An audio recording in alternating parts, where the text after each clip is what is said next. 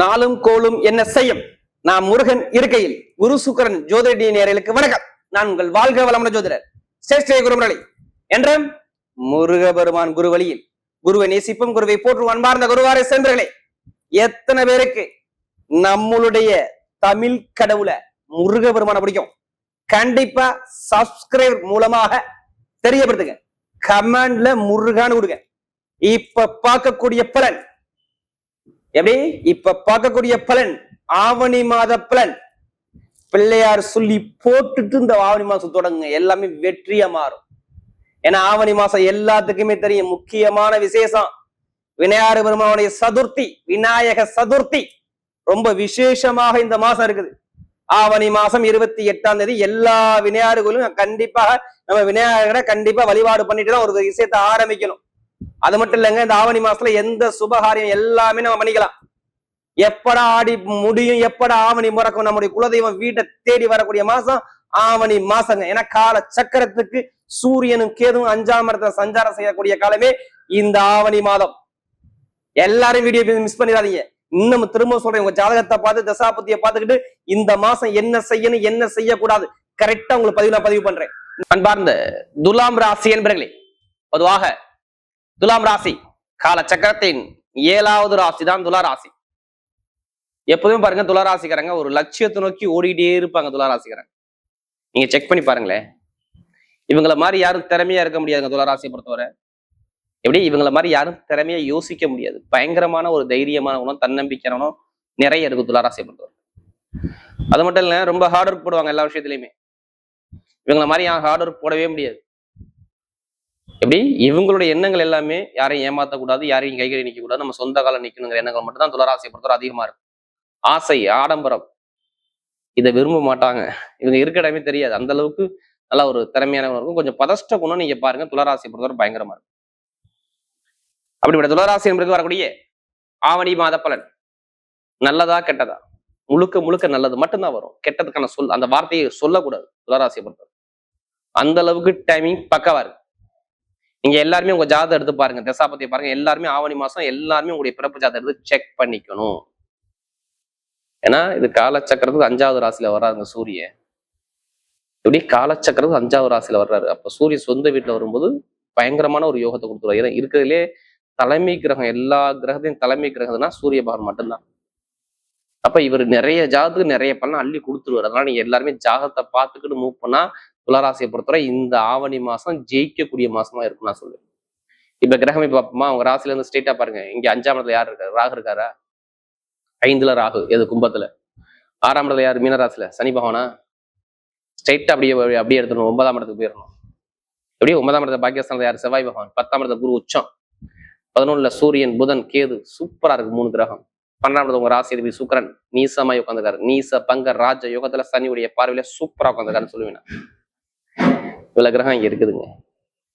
2 பயிற்சி வருதுங்க. 1 எப்படி 1 புதன் கரெக்டா 20ஆம் தேதிக்கு அப்புறம் உச்சமாக போறாரு.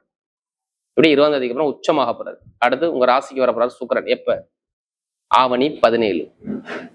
எல்லாமே தமிழ் தேதி மட்டும் தான் இருக்கும், ஆங்கில தேதி இருக்கக்கூடாது. ஆவணி 17 உங்க ராசிக்கு வரக்கூடிய சுக்கிரன் செம்ம லக்க கொடுத்துருவாரு. இதுக்கு முன்னாடி விரயஸ்தானத்துல போயிருக்காரு. என்ன பண்ணுவாரு? செலவு பண்ணுவா பார்.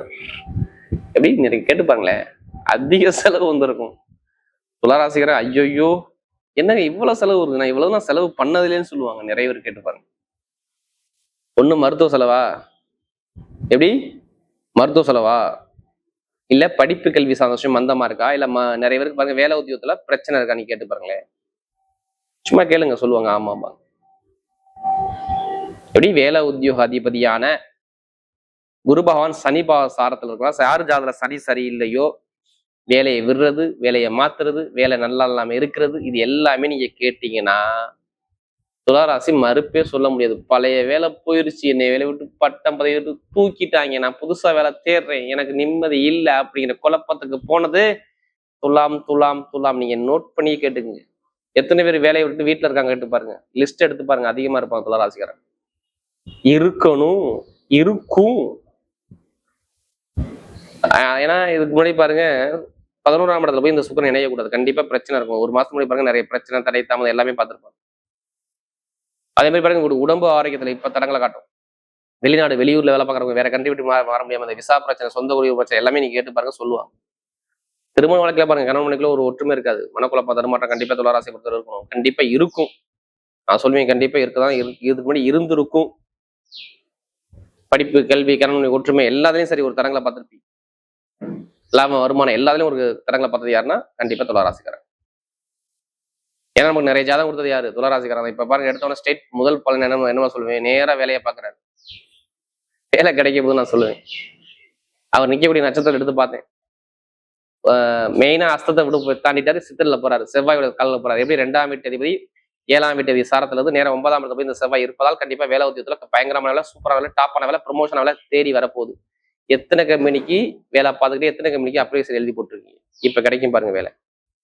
நினைச்சு பார்க்காத அளவுக்கு வேலை உத்தியத்துல ஒரு தலைமை பொறுப்பு போறது யாருன்னா துளாராசி. எழுதிய நோட் பண்ணி வச்சுக்கோங்க, கண்டிப்பா இது நடந்தே தரும், யாராலையும் மாற்ற முடியாது. கடன் இருக்காது, பகை இருக்காது, நீங்க எந்த பேங்க்ல போய் நீங்க லோன் கேளுங்க, தைரியமா கேளுங்க, தன்னம்பிக்கை மிரட்டிய கேளுங்க, கண்டிப்பா லோன் கிடைக்கும்.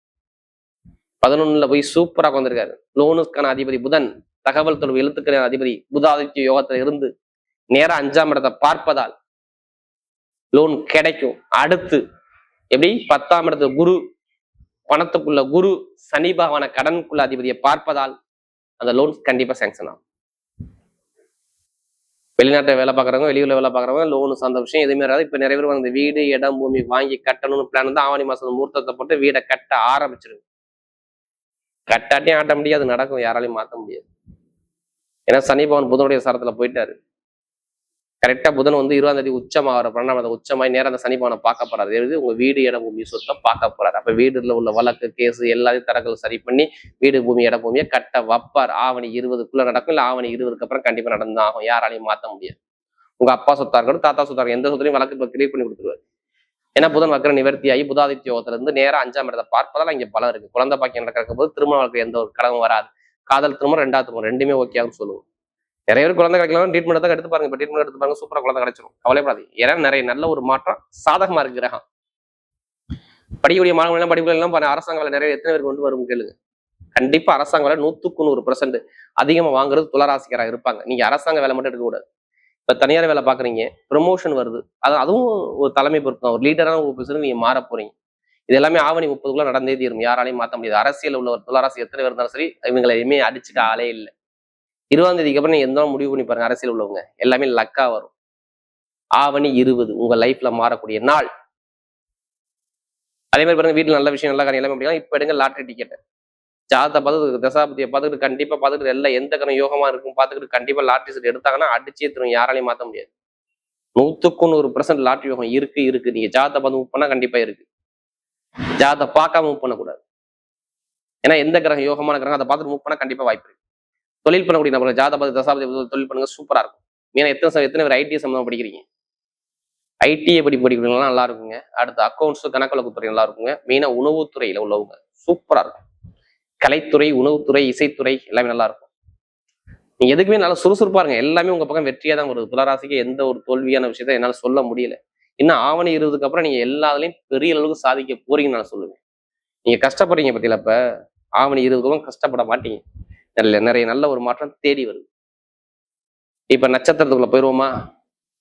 முதல் நட்சத்திரம் எப்படி? உத்திரத்துல பிறந்தவங்க, முதல் நட்சத்திரம் துளாராசியில் வரக்கூடிய சித்திரையில பிறந்தவங்க. தைரியம், தன்னம்பிக்கை, திறமை, ஹார்ட் ஒர்க் எல்லாம் போடுவீங்க. இதுக்கு முன்னாடி ரொம்ப அவமான பிரச்சனை, கலகம், போட்டி எல்லா தடங்களும் யாருன்னா சித்திரை பிறந்தவங்க. ஏன்னா 8ஆம் இடத்துல போய் செவ்வாய் மறைஞ்சு போயிருந்தால் நிறைய தடங்களை பார்த்தது சித்திரை பிறந்தவங்க மட்டும்தான். இனிமே பார்க்க மாட்டீங்க. இனிமே படிப்பு, கல்வி, வேலை, தொழில், உத்தியோகம், வெளிநாடு, வெளியூர் நிறைய நல்ல விஷயமா தேடி வந்துட்டே இருக்கும். சித்திரை பிறந்தவங்க யூனிஃபார்ம் போட்டு டாப்பா இருக்கும். கலைத்துறை, இசைத்துறை, ரியல் எஸ்டேட் பிசினஸ், கமிஷன் வியாபாரம் பண்றவங்க எல்லாத்துக்கும் டாப்பா யாரு? இந்த சித்திரை பிறந்தவங்க நல்ல யோகமா வருதுங்க. கண்டிப்பா இதை யூஸ் பண்ணிக்கோங்க. ஏன்னா இதுக்கு முன்னாடி நிறைய கெட்டதை பார்த்துட்டீங்கன்னா நிறைய ஜாதகம் கொடுத்தா யாருன்னா சித்திரை பிறந்தவங்க மட்டும்தான். இப்ப எல்லாமே சூப்பரா இருக்கும். வருமானம், இன்கம் எல்லாமே நல்ல லக்கா அமைச்சு கொடுப்பேன். அடுத்து சுவாதியில பிறந்தவங்க, பிரம்மாண்டமான கற்பனை, பெருசா வாழ்க்கையில சாதிக்கக்கூடிய குணம், பிரம்மாண்டமான திறமையான குணம் சுவாதியில பிறந்தவங்க அதிகமா இருக்கும். கவலையே படாதீங்க. சுவாதியில பிறந்த அனைவருக்குமே நல்ல யோகம் தேடி வந்துகிட்டே இருக்குங்க. இப்ப எப்படி? உங்களுடைய கற்பனை, வீடு, இடம், பூமி, வெளிநாடு, வெளியூர், படிப்பு, கல்வி, உத்தியோகம் எல்லாமே சூப்பரா இருக்கு. எடுத்த காரியம் எல்லாமே வெற்றியா மாறுது. யாரு? இந்த சுவாதியில பிறந்தவங்க சொல்றேன். லைஃப் இல்லைன்னா உங்க நட்சத்திர அதிபதி செவ்வாயோட கால்கள் போறாரு. வீடு கொடுத்த அதிபதி 9ஆம் இடத்துல பலமா உட்காந்துருக்காரு. ஏன்னா நமக்கு நிறைய ஜாதகம் கொடுத்தது இந்த சுவாதியில பிறந்தவங்க மட்டும் தான்.